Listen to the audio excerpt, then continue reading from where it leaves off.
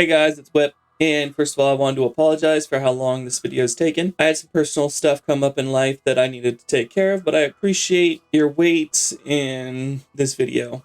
Another reason it's taken so long is also the quality of the videos. Before, I had to play on one laptop, record on another. It was causing some glitches, audio issues, which I absolutely hated. And I wanted to give out better quality. So today I actually was able to get a better machine to run both OBS and RuneScape on at the same time. And I'll actually be doing Wintertod and Temperos like I planned for episode 2, but this time in HD. One is because I actually haven't had a machine been able to run the HD plugin. So I'm actually super excited to see how it looks. And then 2, I do actually kind of like the look of the HD. I am super excited to see how it looks on my system, being able to run it. Moving forward, I'll probably be a lot more old school graphics rather than the HD, but I wanted to see how it looked on this episode. So give me your guys' thoughts and let's hop into it. All right, so let's go ahead and pause here. The entire time I was recording, I thought that OBS was capturing my live audio. Unfortunately, it wasn't. I don't know why, and I'm trying to fix it. But if you see my mouse moving around during this time, it's because I'm trying to have live audio commentary during this time. So I'm sure every single one of you has seen Wintertod, so rather than talk about it, I'm actually going to go ahead and talk about what I did before this video. I did in fact do 50 Wintertod attempts, 25 Temperos, and then I did 50 Barrows chests, along with some Slayer and a couple Revenants kills, just to kind of test it out on what's going to work best for my account for rebuilding wise. So for that, I purchased the Elite Void set along with the Void sets. I grabbed a Triton of the Seas, a Defender, my Ava's Accumulator, repurchased the Slayer Helm on top of the Fire Cape as well. Up on screen, I will have all the items that I bought. So if I was missing any, y'all can see. On top of that, I'm super excited to see how we can use these items to progress the account even further. I know Elite Void will help out a lot when it comes to some of the bosses, such as Vorkath. Now let's go ahead and just finish up Wintertod, and I will meet you guys when we have the supply crates, and let's go ahead and see what those come out to be.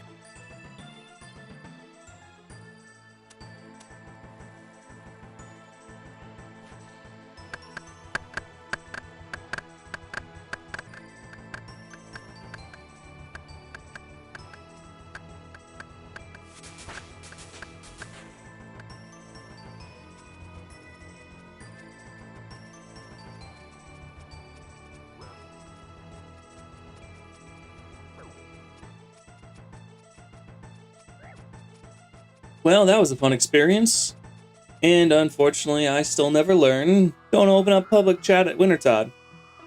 Unfortunately, OBS didn't record the first 5 supply crates. Nothing special, but here are the next 5. Next we'll be doing some Temperos, so I'll see you guys over there. And here we are at Temperos. I'm super excited to be here. I actually really enjoyed Temperos. We'll kind of go over a little bit more about why I enjoy it later on in the video. But what I'm here for specifically for this account right now is, one, the food. Having sharks, manta rays, and turtles on the account is going to be really helpful with doing Slayer, bossing, really any PVM content out there besides Gauntlet. 2 is the collection log slots. I have everything except for the pet and the big harpoon fish. Up on screen, I'll show a screenshot of my Temperos log, just so you guys know where I'm at right now after editing. So let's go ahead and get into it. I'm super excited to be here. One of my favorite contents, really just to kind of chill out and relax too. It's not like super high intensity, but like it's not fully AFKable.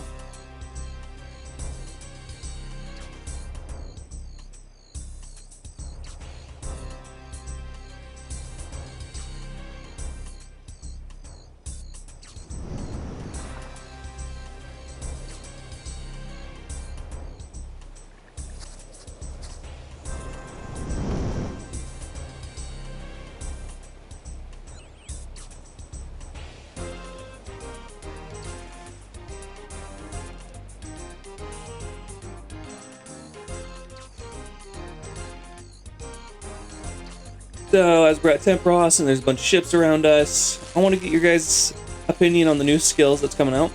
Unfortunately, I was going for taming. I actually like taming, then shaman, and then sailing. I felt that taming was an amazing skill to have. You could take your own little creatures, and maybe that's because like I've always wanted a pet in game, and it seemed something very similar to where you could have a usable pet, as it were, but it felt different than summoning in RS3. Shamanism, I felt, was kind of an interesting take on more of the occult, and especially like the religious sections of RuneScape, which would be a really interesting lore potential to bring into the game. And sailing, I like the idea of it, having more ability in more places to travel to, more islands to see, maybe even a kind of a new mini boss to take on, which I really like the mechanics that it's coming from. I was just really hoping more for something closer to lore when it comes to Gillinor, at least. That's my opinion on it. I'd love to hear your guys's.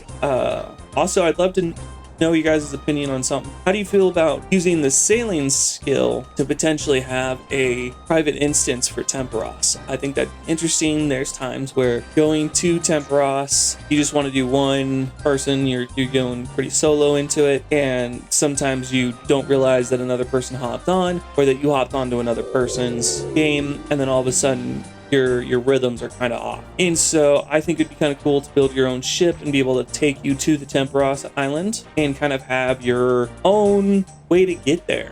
That'd be kind of an interesting take to it, I think. Talking about the new skill, what do you guys also think you'll be able to travel to? I am super excited to not only be able to travel to current places that we already know, but with maybe a new mechanic involved with it. Some random events, kind of like the forestry's planning to have. I think that would be kind of an interesting take to it. But also, like, what islands do you think is going to happen? Do you think we'll get more? I would actually really enjoy some lower versions of herbivore and newer islands. So let's say you find a smaller herbivore that you only need 50 hunter to complete, but it gives you just the lower tiers of herbs. So Guams, Marintils, Highlanders. I think that'd kind of be an interesting concept. I would actually love more lore on the Dragonkin. I know that the story itself, as is with Dragon Slayer 2, kind of finished up the Dragonkin's lives. But I'd really like to know more about them, right? Like, we know that they came in, they're the creators of dragons, they couldn't reproduce, so they were the last of their kinds, and that's how dragons were made, was kind of a corrupted version of the Dragonkin. But I'd really like to know more about them and like how it all came together, which perhaps that's kind of what they were thinking of, because all of the Dragonkin stuff has been on islands. We had Crandor, which is Elvark, we have Vorkath Island, and then we also have Fossil Island that has Lithrin. So perhaps that's something that they're thinking about in the back of their mind, is more Dragonkin lore with the islands that we can find in Gillinor. I'd also really love to see ruins of, the third, second ages, and that we can explore and see kind of more how this world came to be. Yeah, I think that would be an amazing time. So while we watch Tempros gameplay, I kind of want to go over what I personally like the boss Tempros, and really how come I think it's a great addition to the game. Something that I really do enjoy is the fact that, like, it's not high intensity, so like you can do stuff in the background, but at the same time it's not wholly AFKable, right? You can't walk away from the screen. The fishing spots change, there's fire and waves that come out at you, and then you have to actually move around, but like you can actually take it easy. You can kind of listen to something in the background, you can watch some YouTube or some Netflix, and that really, I feel, helps the game, because old school RuneScape, you do have some high intensity kind of like bossing and stuff. Gauntlet, or Corrupted Gauntlet, really. Some of the bosses, like Sire, along with other activities that are high intensity, and I'm thinking of, different ways to skill. right? So you can do the 3-tick barbarian fishing, you can do 3-tick chinning. But on the flip side, right, old school RuneScape is also a really good AFK game. You're thinking woodcutting, thieving, party nights specifically, normal fishing. These are some of the things that AFK wise are really great about the game, but like sometimes you don't just want to do those things. You kind of want to mix it up a little bit, and you want to have something that keeps your eyes on the screen but not as high focused, and that's something that I really enjoy about Tempros. Another thing I like about Tempros is really the way that you can play it. So if you notice, I actually don't have a bucket on me. I just go my full spirit anglers and a hammer to increase the capacity of fish that I carry and to be able to cook. Usually before the rebuild series, I actually used an infernal harpoon during Tempros so that I would be able to actually spend less time cooking and give me a little bit more leeway room when it comes to mistakes. I've noticed during this rebuild series, I've actually had more mistakes show up when doing Tempros than that I couldn't recover from than when I did it with the infernal harpoon, which I actually put a few of those in the shorts. I've been kind of experimenting with YouTube shorts on this channel as well, so hopefully you guys like that. Let me know. I think they're pretty fun. My plan is to kind of go for, failures anytime I die, but as well as like super exciting drops that I have or super exciting things that happen in game. I'm thinking about having an AFK wheel for off-camera times, something to do while I'm editing. These will increase my not only love of the game, but help with some of the skills that I may have issues doing more proactively, like woodcutting and fletching. I'd also like to have in the AFK wheel something that's actual away from keyboard.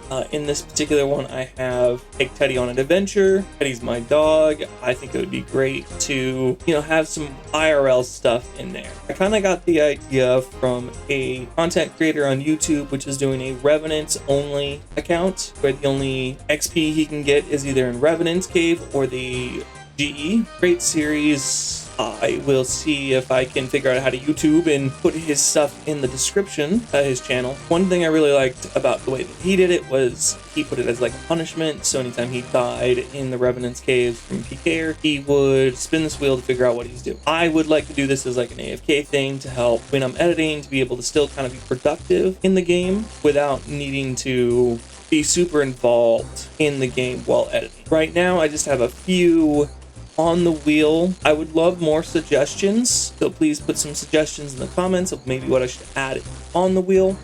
But let's go ahead and see what we get from the reward permits.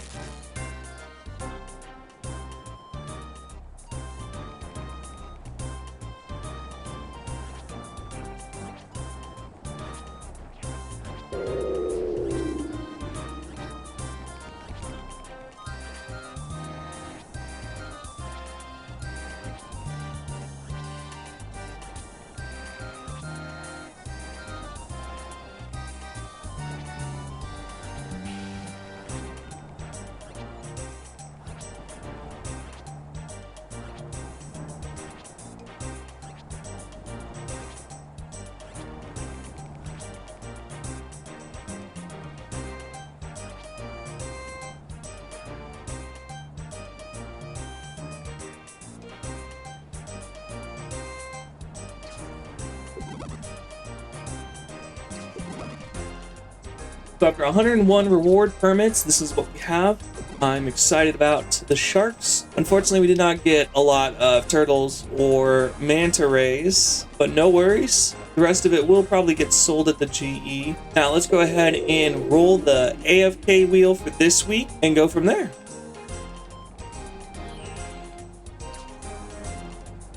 Up on screen, we have the choice wheel along with all the choices. I unfortunately forgot Nightmare Zone at the very end. However, it looks like we got Slayer. Nice. Super excited about that. I love the Slayer skill. Well, that's all the time we have for today. So thank you very much for joining me. Next episode, I think we'll be facing a fear of mine.